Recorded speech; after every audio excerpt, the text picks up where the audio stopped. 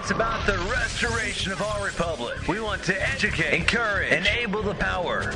We stand for integrity, honesty, self-reliance, self-defense, and most importantly, no compromise on our foundational principles. This is America's Voice Now.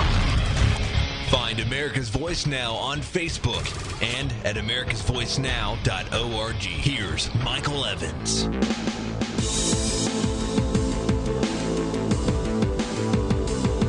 Good morning, America. You're listening to America's Voice Now. My name is Michael Evans. I am your host this morning.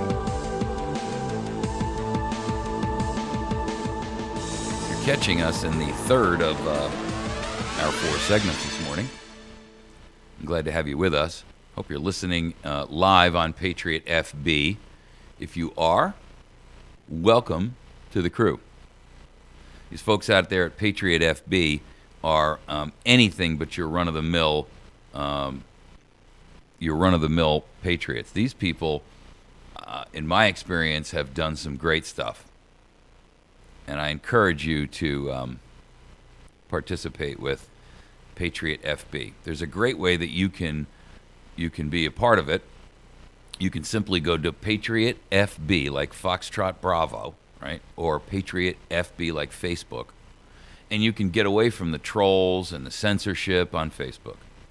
You can see and talk to a bunch of people that are like-minded, and you can learn great things from some of the people that have businesses on there and all kinds of things. You can also listen to America's Voice Now on Patriot Radio. You can get to Patriot Radio, and you can listen to it 24 hours a day. It's patriotfb.com/radio. I broadcast there this morning from 8 to 10 every morning. Then at 10 o'clock, they bring on another program called Resurrect the Republic. And that's with Tom Lacavara. Very good show as well. Tom is on Republic Radio, and they broadcast his show live.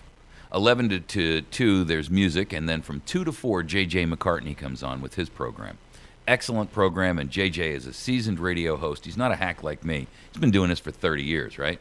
J.J.'s forgotten more about radio and broadcasting and professionalism behind the mic than I'll ever know. I'm no broadcaster, folks. I have no training in this. I've never taken any kind of courses or anything about it. I'm just a hack who got out there, who got sick and tired of waiting for everybody else to stand up and say something, and I figured if I don't, I got nobody to blame but myself when the whole thing comes apart. So you got to listen to a guy like JJ because he's been doing this a long time and he knows the program. 4 to 9 is music, and they play various music on there, everything from country to rock and roll and everything else. Then you got Midnight Patriot from 9 to midnight, and that is Jeff's show.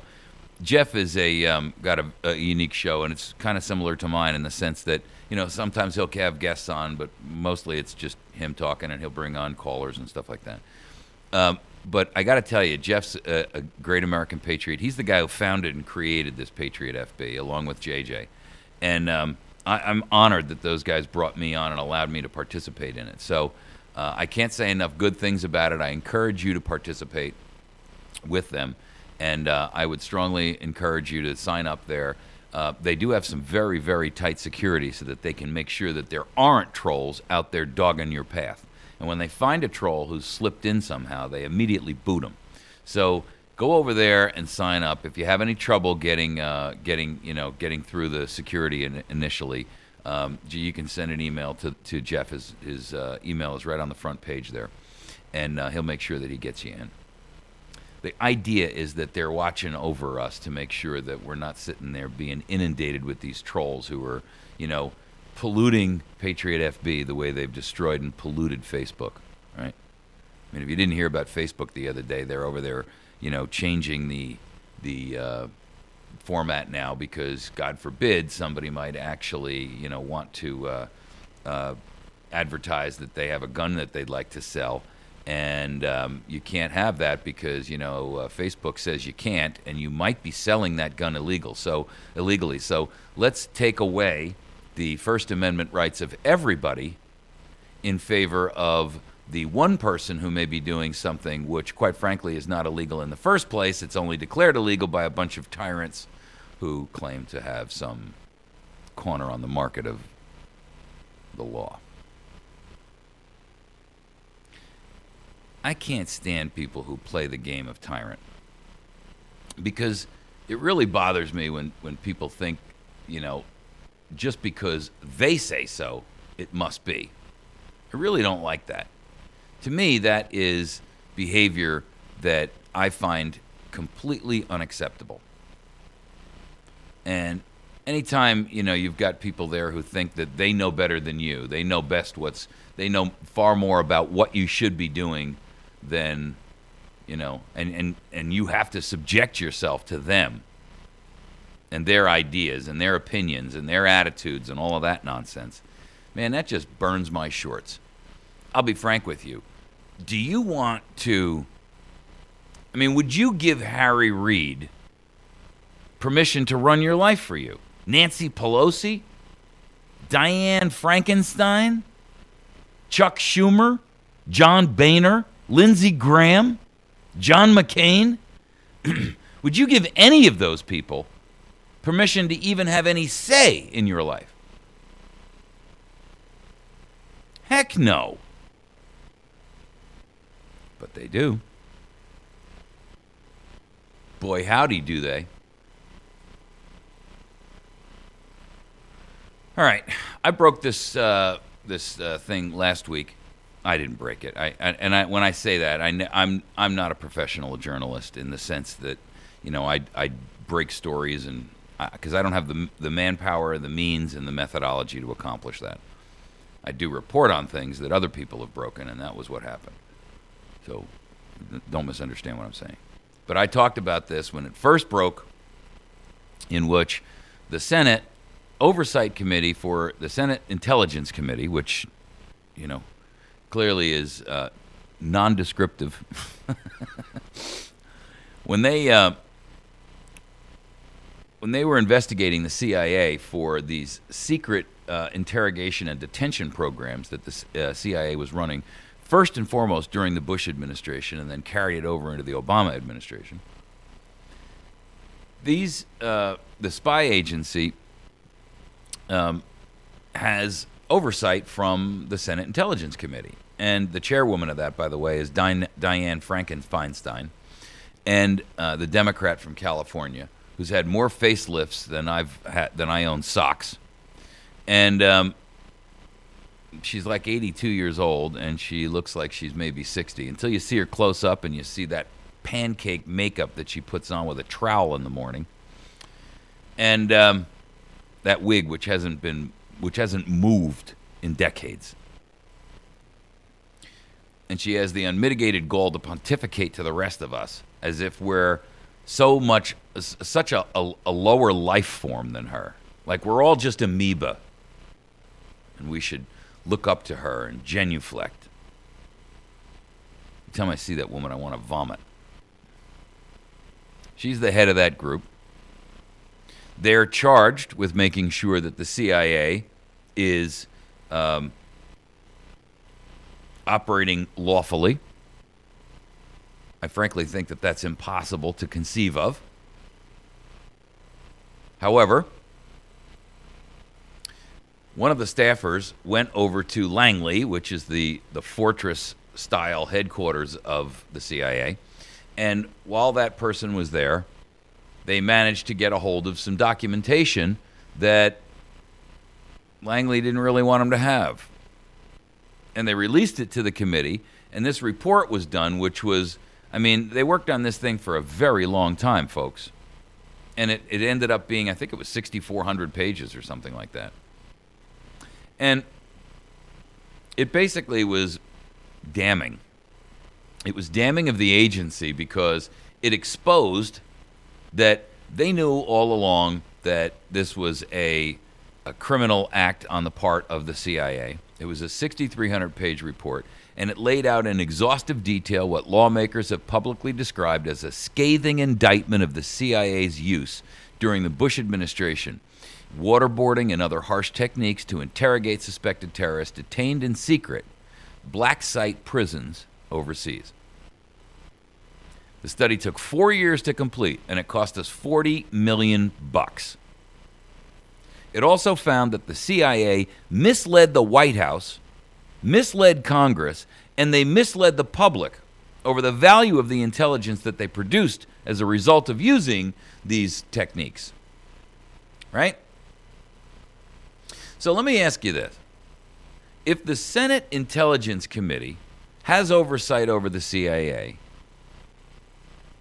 here's my question.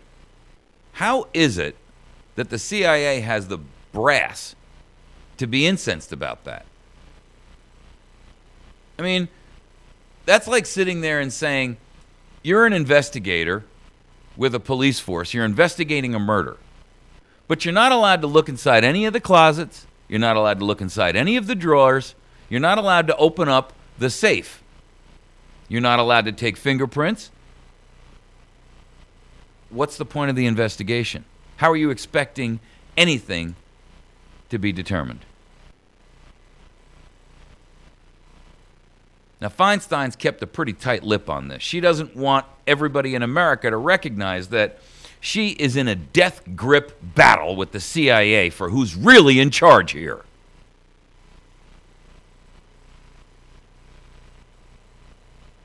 And she very, very rarely comments. And when she does, it's like these bip, bip, bip, 1 or 2 word sentences. The truth is, even Obama won't talk about it. When he was asked about it he was at a lunch during a visit to Connecticut, and he was meeting with 4 governors up there. And he was asked by a reporter if he had any reaction to the allegation that the CIA had monitored Intelligence Committee computers, because after the CIA determined that these documents were stolen, they went out and literally broke in and hacked the computers of the Senate Intelligence Committee. And Obama's sole response was, "Excuse me, I got to make sure I don't spill anything on my tie." Because, you see, here's the problem. And this is the proof beyond a reasonable and shadow of a doubt that we live in a police state. Everything's a secret. Everything. It's all secrets. And you're not entitled to know. Everything's above your pay grade. Makes no difference what it is. If it deals with government, it's a secret. National security. You see, here's the problem, folks. We have this thing called overclassification that's going on right now in our country, and it has reached an epidemic level. Like the Black Plague, the bubonic plague, it has infiltrated every aspect of government. Everything is a national security secret. And that's not how a republic operates. Why do I call this a police state? Because police states thrive in that environment.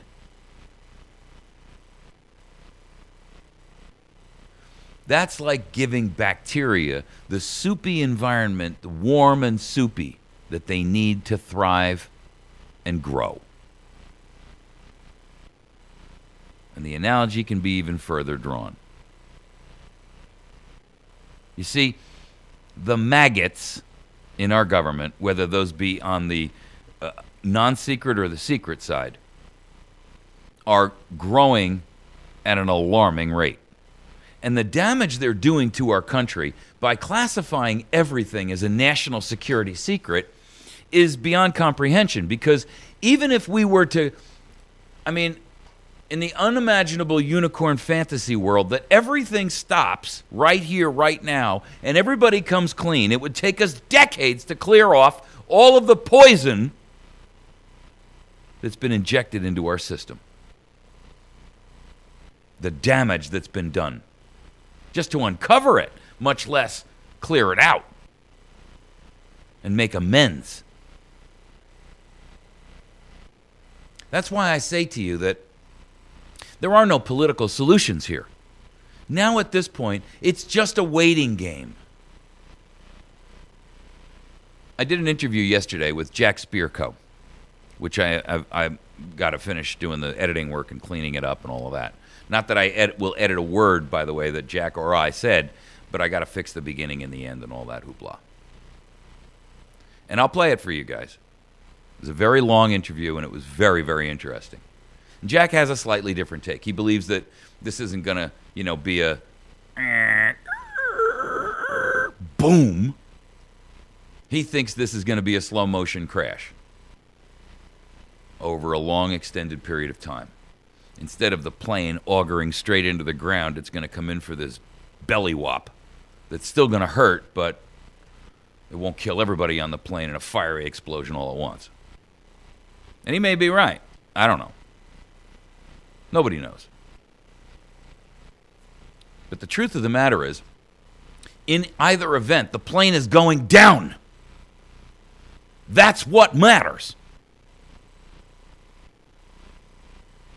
And whether the plane lands on its belly or it lands on its nose, the plane is going down. And it's going down at the hands of these people. It's going down because they consistently and continuously scream, secret, secret, secret, while they work their evil machinations in the background.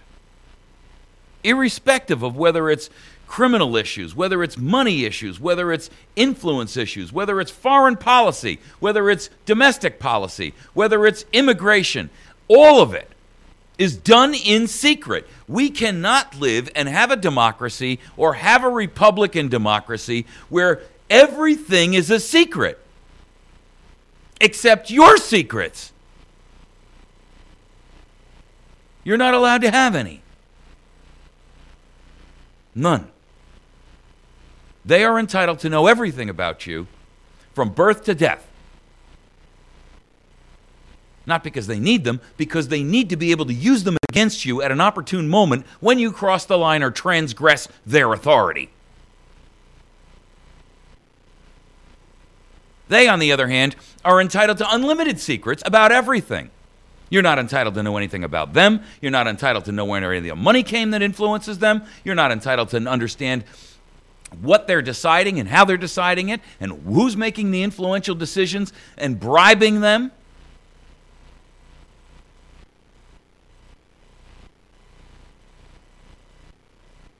It's out of control. And there are no political solutions. That's my point. You see, this plane is going down. And the question is, when? I don't know. But the fact that it's coming out of the air, and whether it lands softly or it lands on its nose and bursts into fire, it doesn't make a difference. The fact of the matter is the plane is never going to reach its intended destination.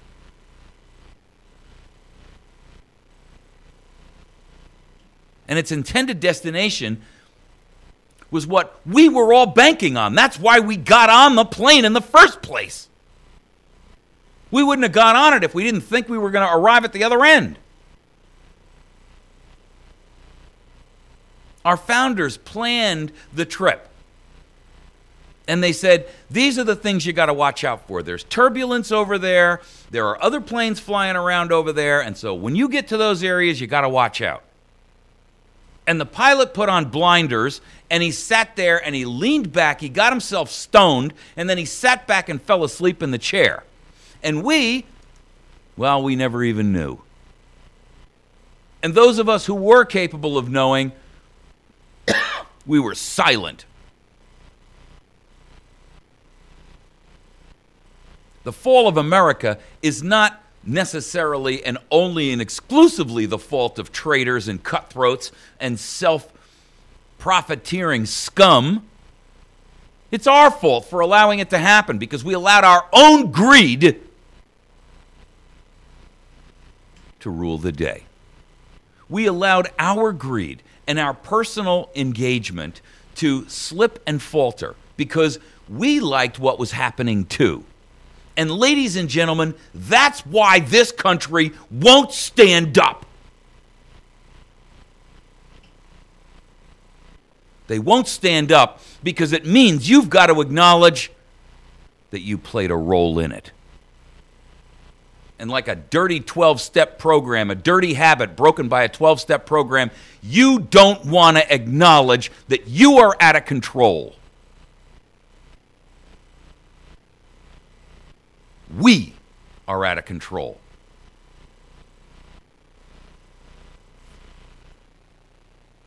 Because we want our big screen TV, and we want our vacation, and we want that bottle of nice wine, and we want that iPad or that other gadget, or we want to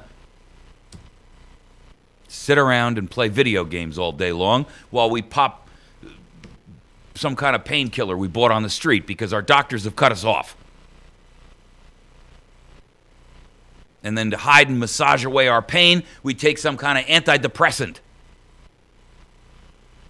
that just puts us in a fog of apathy. Or the rest of us are out there smoking pot saying, well, you know, mañana, baby, it's all right, it's all going to be okay.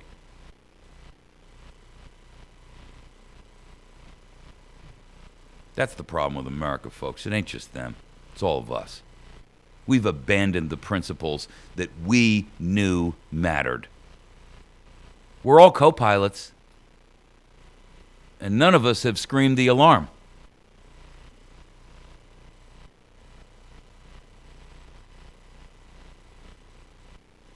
And that's our fault. And now, we find that when we realize that we can actually, or have to do something in order to keep the plane from crashing, and we have to scream the let's roll call to keep the terrorists from destroying the plane, we find that it's really too late. We're going to take a break. When we come back, we're going to hit on this issue of Stingray. The cops in every town, city, county, whatever, they've all turned into a 1,000 little mini-me NSA spying operations. And you're on the radar. We'll be right back. You're listening to America's Voice Now.